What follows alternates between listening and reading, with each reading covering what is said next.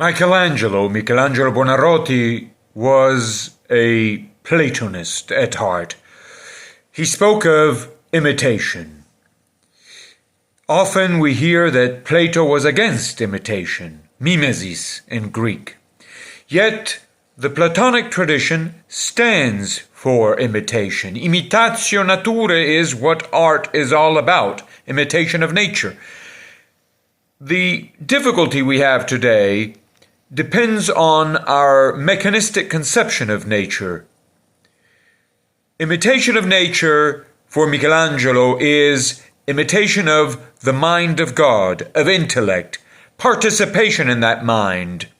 And so we are to be as God when we imitate nature, not copy it mechanically.